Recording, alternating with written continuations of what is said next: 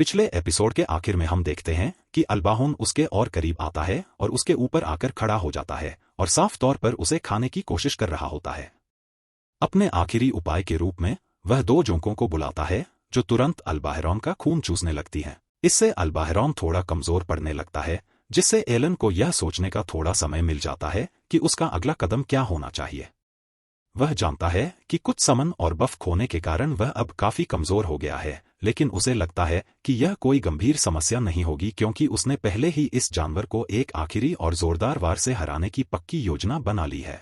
Elon अपने भेड़ियों को फिर से बुलाता है और भेड़ियों तथा जोंकों दोनों को एक साथ आगे बढ़कर हमला करने का आदेश देता है। जब वे आगे दौड़ते हैं तो वह भी छलांग लगा देता है और सीधे अल्बाहरॉन के सिर पर तलवार से एक जोरदार वार करता है। यह हमला इतना जोरदार होता है कि अल्बाहुन गिर जाता है और हमेशा के लिए शांत हो जाता है। फिर उसका ग्रिमोयर उसे सूचित करता है कि उसने एक अल्बाहरॉन को हरा दिया है और उसे 100 एक्सपी प्राप्त हुए हैं। यह संदेश देखकर वह बेहद खुश और उत्साहित हो जाता है और अपनी इस जीत का जश्न मनाने के लिए थोड़ा समय निकालता है। उसी दिन बाद में एलन उस अल्बाहरॉन को लेकर घर लौटता है और उसका पूरा परिवार हैरान रह जाता है क्योंकि उन्हें यकीन ही नहीं होता कि वह सच में ऐसी किसी चीज को मार पाया है। एलन उन्हें बताता है कि उसने बस उसे तब पकड़ लिया जब वह किसी और चीज में उलझी हुई थी और उसका ध्यान कहीं और था, जो कि ज्यादातर सच ही था, लेकिन उसने अपने समन्स वाली बात छिपा ली। गर्टा अल्बाहरॉन की लाश की जांच पड़ताल करने लगता है क्योंकि वह सोच रहा था कि एलन ने सिर्फ एक लकड़ी की तलवार और कुछ पत्थरों से उसे कैसे हरा दिया, लेकिन तभी उसे चिड़िया पर कुछ काटने के निशान दिखते हैं और वह एलन से उनके बारे में पूछता है। एलन कोई बहाना बना देता है और कहता है कि वह उस समय अपनी जान बचाने के लिए अपनी इंस्टिंक्ट के सहारे लड़ रहा था, इसलिए उसे जो भी करना जरूरी लगा उसने किया। और गर्टा अपने मन में यह कल्पना करने लगता है कि एलन अपनी जान बचाने के लिए उस चिड़िया को सचमुच काट रहा होगा, लेकिन उसने यह कारनामा कैसे किया, इस बात को एक तरफ रख दें तो भी यह एक बहुत ही शानदार उपलब्धि थी। फिर जेरा अल्बाहुन का खून ठीक से निकालने में उसकी मदद करने की पेशकश करता है। अल्बाहुन को बांधने के बाद जेरा एलन को विस्तार से समझाता है कि जानवर का मांस कैसे काटा और अलग किया जाना चाहिए। साथ ही वह यह भी बताता है कि मॉन्स्टर के कौन से हिस्से सुरक्षित और खाने योग्य हैं। जेरा यह भी बताता है कि सभी मॉन्स्टर्स के अंदर मैजिक स्टोन होते हैं और डी रैंक या उससे ऊपर के किसी भी मॉन्स्टर से मिलने वाला हर मैजिक स्टोन उनके राज्य के कर कानूनों टैक्स के दायरे में आता है। हालांकि जेरा इसे कोई बड़ी समस्या नहीं मानता क्योंकि वैसे भी उनके जैसे गरीब सर्फ के लिए वह पत्थर बेकार ही होगा। फिर भी जेरा को लगता है कि जब वे मुखिया को यह समझाएंगे कि शिकार एलन ने किया है क्योंकि उसके पिता घायल थे और खुद शिकार नहीं कर सकते थे, तो उन्हें मुखिया से मांस के अपने हिस्से का बेहतर दाम मिल जाएगा। अगले दिन मुखिया के कार्यालय में वे दोनों रोडेन की चोट का फायदा उठाने की अपनी योजना पर आगे बढ़ते हैं। शुरुआत में मुखिया इस बात पर जोर देता है कि उन्हें सिर्फ छोटा हिस्सा ही मिलना चाहिए, लेकिन जब वे उसे यह याद दिलाकर दबाव डालते हैं कि रोडेन कितनी बुरी तरह घायल है और एलन जैसे छोटे बच्चे को अपनी जान जोखिम में डालनी पड़ी, तो मुखिया आखिरकार उनकी बात मान लेता है और उन्हें बड़ा हिस्सा देने के लिए तैयार हो जाता है, ठीक वैसे ही जैसे उन्होंने शुरुआत में योजना बनाई थी। मुखिया उन्हें बताता है कि वे सारा मांस अपने लिए रख सकते हैं, जबकि वह सिर्फ पंख और जादुई पत्थर ही लेगा। जेरा भी मुखिया को मनाने की पूरी कोशिश करता है, लेकिन एलन एक कदम और आगे बढ़कर मुखिया से पूछता है कि क्या उन्हें भविष्य में भी इसी तरह का सौदा करने की अनुमति मिलेगी। और कुछ देर सोचने के बाद मुखिया आखिरकार उनकी शर्तों पर सहमत हो जाता है और उन्हें इसी व्यवस्था के तहत आगे काम करने की अनुमति दे देता है। 3 दिन बाद एलन पिछली बार की तरह ही दो और अल्बाहरॉन का सामना करने के लिए वही तरीका अपनाता है। चूंकि वह पहले एक को हरा चुका था, इसलिए उसका आत्मविश्वास और भी बढ़ गया है। इसलिए इस बार वह अपनी जोंकों, भेड़ियों और लकड़ी की तलवार की मदद से उन दोनों को हराने में सफल हो जाता है और वह यह काम रिकॉर्ड समय में कर दिखाता है। पहले अल्बाहरॉन को हराने के बाद से एलन हर 3 दिन में एक बार शिकार पर जाता है, लेकिन ऐसा पहली बार हुआ है जब उसने अपना कोई भी समन नहीं खोया, इसलिए वह इन नतीजों से बेहद खुश है। तभी एलन का ग्रिमोयर चमक उठता है और बताता है कि उसने अभी अभी 2 अल्बाहरॉन को हराया है और 200 एक्सपी हासिल किए हैं। इससे भी महत्वपूर्ण बात यह है कि ग्रिमोयर उसे यह भी बताता है कि उसका लेवल बढ़ गया है और वह दूसरे लेवल पर पहुंच गया है। यह देखकर वह बहुत उत्साहित हो जाता है और तुरंत अपने स्टैट्स चेक करता है। देखने पर वह पाता है कि लेवल अप होने के बाद उसके सारे एचपी और एमपी पूरी तरह से रिकवर हो गए हैं, लेकिन वह यह भी नोटिस करता है कि उसके स्टैट्स में हुई वृद्धि सामान्य की तुलना में सिर्फ 60% ही है। वह इस बारे में ज्यादा नहीं सोचता और यह मान लेता है कि शायद उसे पूरा फायदा इसलिए नहीं मिला क्योंकि वह अभी अभी इस लेवल पर पहुंचा है। फिर भी वह बहुत खुश है क्योंकि उसे यह देखकर तसल्ली मिलती है कि उसकी सारी मेहनत आखिरकार रंग ला रही है। जैसे जैसे वह इस बारे में गहराई से सोचता है, उसे यकीन होने लगता है कि शायद यही देवताओं की ट्रायल है जिसके बारे में रॉडेन ने उसे बताया था। और यह सोचकर उसे सच में बहुत अच्छा महसूस होता है। उसे इस बात का एहसास हो जाता है कि देर सवेर उसे अपने परिवार को सच बताना ही पड़ेगा। उसी दिन बाद में जब एलन घर लौटता है तो रॉडेन यह देखकर हैरान रह जाता है कि वह एक ही दिन में 2 अल्बाहोन पकड़ने में कामयाब रहा। इसके बाद एलन तलवारबाजी के प्रशिक्षण के लिए क्रिना से मिलता है, लेकिन लड़ाई और प्रशिक्षण के बीच भी उसका दिमाग यही सोचता रहता है कि वह और अल्बाहोन का शिकार कब और कैसे करेगा। चूंकि यह उनके माइग्रेशन का मौसम है और आसपास बहुत सारे अल्बाहोन मौजूद हैं, इसलिए उसे लगता है कि अगर वह कड़ी मेहनत करे तो लगभग 20 और अल्बाहोन का शिकार करके वह लेवल 3 तक पहुंच सकता है। एलन की विचार श्रृंखला अचानक तब टूट जाती है जब क्रिना उसके सिर पर एक जोरदार वार करती है।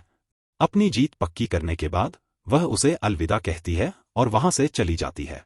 उस रात एलन तय करता है कि अब अपने माता पिता को यह सच बताने का समय आ गया है कि वह उन अल्बाहोन को इतनी आसानी से कैसे हरा पाया। हालांकि वह जानता है कि वह उन्हें यह नहीं बता सकता कि वह इंटरनेट पर देखे गए किसी रैंडम गेम की दुनिया में फंस गया है, क्योंकि ऐसा सुनकर वे निश्चित रूप से उसे पागल समझेंगे।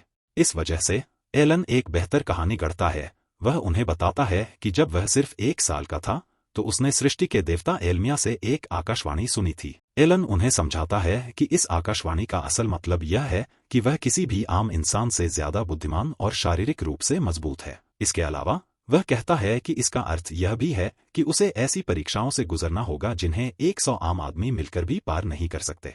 यह सुनकर रॉडेन को तुरंत समझ आ जाता है कि क्या चल रहा है और वह अंदाजा लगा लेता है कि एलन पहले ही देवताओं की परीक्षा से गुजर चुका है। रॉडेन ने उसी सुबह गौर किया था कि एलन के चेहरे पर लगा कट का निशान पहले ही गायब हो चुका था, इसलिए उसे एहसास होता है कि केवल यही स्पष्टीकरण तार्किक लगता है। हालांकि डेजा को समझ नहीं आता कि यह कैसे संभव है, खासकर तब जब पिछले साल एलन के अप्रेजल रिजल्ट में यह कहा गया था कि उसमें कोई प्रतिभा नहीं है। तभी एलन बताता है कि कुछ महीने पहले उसे भगवान एलमिया से एक और आकाशवाणी प्राप्त हुई थी। वह समझाता है कि मूल्यांकन समारोह के दौरान उसके एट्रीब्यूट्स को इतनी कम रैंक इसलिए दी गई थी क्योंकि वे उसकी परीक्षाओं की धीमी प्रगति को दर्शाते हैं। वह यह भी स्पष्ट करता है कि उसमें कोई प्रतिभा न दिखने का कारण यह था कि उसकी प्रतिभा उस समय ठीक से पहचाने जाने के लिहाज से बहुत नई थी।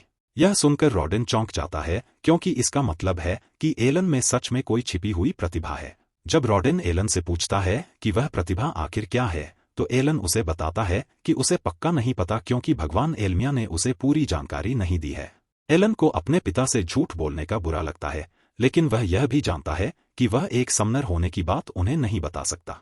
उसे डर है कि अगर लोगों को पता चला कि वह मॉन्स्टर्स को बुला और नियंत्रित कर सकता है तो वे गलत तरीके से प्रतिक्रिया देंगे। और वह यह भी भली भांति जानता है कि वह उन्हें अपने पुनर्जन्म के बारे में तो बिल्कुल भी नहीं बता सकता। अंत में डेजा बस एलन को गले लगा लेती है और उसकी इतनी बहादुरी के लिए उसकी तारीफ करती है, खासकर यह देखते हुए कि वह अभी कितना छोटा है। फिर रॉडेन एलन से पूछता है कि उसकी आगे क्या योजना है। एलन जवाब देता है कि फिलहाल वह बस अपनी सभी परीक्षाएं पास करके खुद को काबिल साबित करना चाहता है। यह जवाब सुनकर रॉडेन को उस पर गर्व होता है, लेकिन वह एलन को यह भी समझाता है कि अगर उसे कभी जरूरत पड़े तो वह मदद मांगने में हिचकिचाए नहीं। एलन अपने माता पिता को उसे इतना समझने और पूरा समर्थन देने के लिए धन्यवाद देता है। इसके बाद रॉडेन एलन से कहता है कि अभी के लिए इस बात को गुप्त रखना ही बेहतर होगा, क्योंकि अगर लोगों ने उसे कोई झूठा पैगंबर मान लिया तो स्थिति बहुत खराब हो सकती है। हालांकि रॉडेन कहता है कि इसमें केवल जेरा ही अपवाद होगा, क्योंकि जेरा हमेशा इस बात की डींगे हाँकता रहता है कि एक स्वॉर्ड लॉर्ड के रूप में क्रिना कितनी शानदार है। रॉडेन कहता है कि अब आखिरकार उसे भी यह दिखाने का मौका मिलेगा कि उसका बेटा कितना शानदार है। सर्दियों के आगमन तक एलन उनके द्वारा जमा किए गए अल्बाहरॉन में से एक को निकालता है और उसे काटना शुरू कर देता है। इसके बाद वह उस मांस के बदले में जरूरत का सामान व्यापार करने के लिए जेरा के साथ शहर जाता है। जेरा पहले ही यह खबर सुन चुका है कि एलन को भगवान एलमिया का आशीर्वाद प्राप्त है और वे उसकी परीक्षा ले रहे हैं। और सच कहा जाए तो जेरा को इस बात से बिल्कुल भी हैरानी नहीं है, क्योंकि उसे हमेशा से लगता था कि एलन में कुछ तो खास बात है। साथ यात्रा करते हुए वे दोनों आपस में बातचीत करते रहते हैं। बातों बातों में एलन कॉमन्स और सर्फ के बीच के अंतर का विषय उठाता है। जेरा बताता है कि यह अंतर मुख्य रूप से सामाजिक स्तर और टैक्स की वजह से होता है। वह स्पष्ट करता है कि दासों के लिए एक बिल्कुल अलग कर प्रणाली होती है, जिसके तहत उन्हें हर साल प्रत्येक वयस्क के लिए 3 सोने के सिक्के और प्रत्येक बच्चे के लिए 1 सोने का सिक्का चुकाना पड़ता है। यह सुनने के बाद एलन पूछता है कि एक दास को आम नागरिक बनने के लिए क्या करना पड़ता है। जेरा बताता है कि इसके लिए परिवार के प्रत्येक सदस्य को 10 सोने के सिक्कों का नजराना देना होता है। वह यह भी बताता है कि ऐसी अफवाहें हैं कि कभी-कभी बैरन इनाम के तौर पर लोगों को आम नागरिक का दर्जा दे देता है, लेकिन वह साफ करता है कि ये सिर्फ अफवाहें ही हैं। यह सब सुनकर एलन को एहसास होता है कि चूंकि उसकी मां एक और बच्चे को जन्म देने वाली है, इसलिए उनके परिवार को आम नागरिक बनने के लिए 50 सोने के सिक्कों की आवश्यकता होगी, क्योंकि वे जल्द ही 5 लोगों का परिवार बन जाएंगे।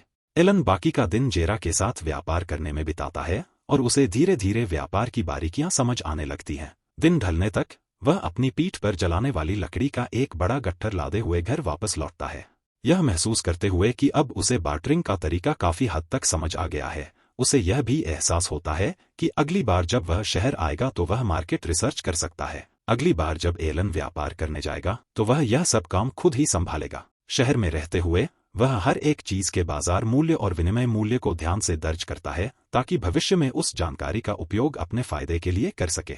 बाद में एलन जड़ी बूटियों की एक दुकान पर जाता है और व्यापारी से पूछता है कि क्या कोई ऐसी दवा है जिससे एमपी को रिकवर किया जा सके। व्यापारी तुरंत जवाब देता है कि उनके पास ऐसा कुछ नहीं है, क्योंकि ऐसी चीजें उनकी दुकान के हिसाब से बहुत महंगी होती हैं। फिर भी एलन शेल्फ पर रखी सभी जड़ी बूटियों और दवाइयों पर नजर डालता है और उसे एहसास होता है कि उन सभी को हाथ से लिखकर दर्ज करना बहुत मुश्किल काम होगा।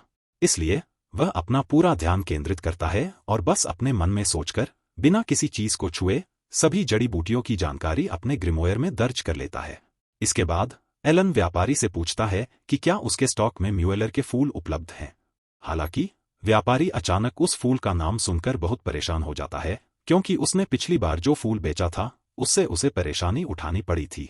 व्यापारी बताता है कि कुछ समय पहले जेरा उसकी दुकान में आया था और उसने म्यूलर का फूल खरीदने की जिद की थी। उसने इसे लेने की जिद इसलिए की थी क्योंकि उसका एक दोस्त बीमार था, लेकिन उसने उस समय पूरा भुगतान भी नहीं किया और बाकी पैसे बाद में देने का वादा किया था। व्यापारी को अभी तक उसका पूरा पैसा नहीं मिला है और ऊपर से वह उसके स्टॉक में बचा आखिरी म्यूलर का फूल था। यही बात व्यापारी को सबसे ज्यादा परेशान कर रही है। एलन यह सब सुनता है और उसे एहसास होता है कि जेरा इस दुकान में वही जड़ी बूटी खरीदने आया था जिसने उस रात हमले के बाद रॉडेन की जान बचाई थी। एलन को लगता है कि अगर उस दिन व्यापारी ने इसे बेचने से मना कर दिया होता तो शायद आज उसके पिता जीवित नहीं होते।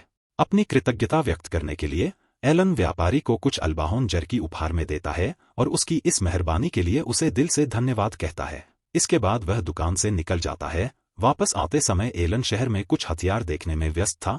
तभी उसकी मुलाकात मूल्यांकन समारोह वाले उसी लड़के से होती है जिसे कुल्हाड़ी चलाने की प्रतिभा मिली थी, डोगोरा और मुखिया का बेटा पेलमोआस। एलन जानता है कि डोगोरा एक मुसीबत है, इसलिए वह अपने काम से काम रखने और चुपचाप वहां से निकल जाने की कोशिश करता है, लेकिन डोगोरा उसके सिर पर एक थप्पड़ मारता है और तुरंत एलन को अपना मिनियन बनने का हुक्म देता है। जवाब में एलन अपनी लकड़ी की तलवार निकालता है और उसे सीधे डोगोरा की तरफ तान देता है। डोगोरा घबरा जाता है और शिकायत करता है कि यह बेईमानी है क्योंकि उसके पास कोई हथियार नहीं है। एलन उससे कहता है कि वह निष्पक्ष रूप से लड़ने के लिए तैयार है, इसलिए डोगोरा अपनी पसंद का कोई भी हथियार ला सकता है और तब तक एलन यहीं इंतजार करेगा। डोगोरा थोड़ी देर बाद एक तलवार लेकर लौटता है और एलन पर हमला कर देता है, लेकिन एलन बड़ी आसानी से उसके सभी हमलों को चकमा देकर रोक देता है। डोगोरा के हमले काफी जोरदार होते हैं, जो कि स्वाभाविक है क्योंकि वह कुल्हाड़ी का इस्तेमाल करता है, लेकिन फिर भी उसकी ताकत कृणा के आगे कुछ भी नहीं है। एलन जल्दी से इस लड़ाई को खत्म करने का फैसला करता है। वह डोगोरा के हाथ से तलवार छीन लेता है और जीत जाता है। वह बस अपनी जीत पक्की करता है और बेफिक्र होकर वहां से चल देता है, जिससे डोगोरा का गुस्सा और भी भड़क जाता है। जब एलन घर लौटता है तो वह देखता है कि रॉडेन अपनी पट्टियां हटा रहा है। इससे पता चलता है कि वह अब पूरी तरह से ठीक है और फिर से शिकार शुरू करने के लिए तैयार है। हालांकि डेजा उसे चेतावनी देती है कि वह ज्यादा जोर न लगाए और अपनी मांसपेशियों में खिंचाव का जोखिम न ले। अगले दिन कृणा के घर पर डोगोरा फिर से एलन को रीमैच करने की चुनौती देने पहुंच जाता है। वह कई बार बुरी तरह हारता है, लेकिन उसका अहंकार उसे हार मानने नहीं देता, इसलिए वह बार बार मुकाबले की मांग करता रहता है। इस बीच एलन के छोटे भाई मैश ने कृणा के साथ तलवारबाजी का प्रशिक्षण शुरू कर दिया है। यह देखकर एलन उत्साहित हो जाता है कि 2 साल बाद मूल्यांकन समारोह में मैश कैसा प्रदर्शन करेगा। नए बच्चे का जन्म होता है और परिवार उसका नाम मिला रखने का फैसला करता है। बाद में रॉडेन जेरा के साथ शिकार से घर लौटता है और बताता है कि मुखिया ने उनके परिवार को बुलाया है। ऐसा लगता है कि मुखिया चाहता है कि वे बैरन को दिए जाने वाले जंगली सुअरों की संख्या 10 से बढ़ाकर 15 कर दें। इस लक्ष्य को पूरा करने के लिए मुखिया चाहता है कि वे इस साल भी आम लोगों को शिकार में शामिल होने की अनुमति दें। डेजा को लगता है कि यह मांग बिल्कुल अनुचित है, खासकर तब जब पिछले शिकार के दौरान रॉडेन को इतनी बुरी चोट लग गई थी। रॉडेन मानता है कि वह इस बात से इनकार करना चाहता था, लेकिन उसे पता चलता है कि यह कोई विनती नहीं थी, यह सीधे बैरन का आदेश था।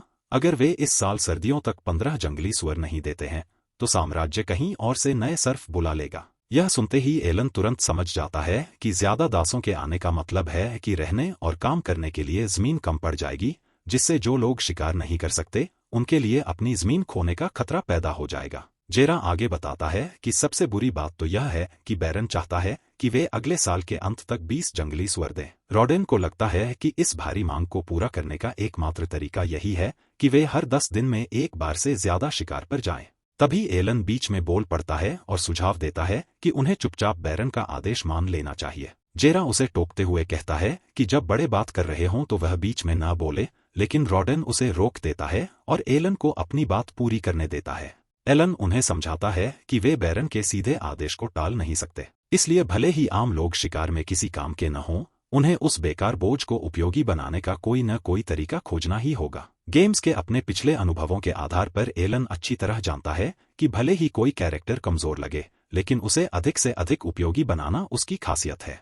वह उनसे कहता है कि वे उस पर भरोसा रखें और इस स्थिति को उसे संभालने दें। वह उन्हें याद दिलाता है कि उसे भगवान एलमिया से विशेष ज्ञान प्राप्त हुआ है और उसी आशीर्वाद की बदौलत उसे लगता है कि उसके पास एक ऐसी योजना है जो शायद सच में कारगर साबित हो सकती है।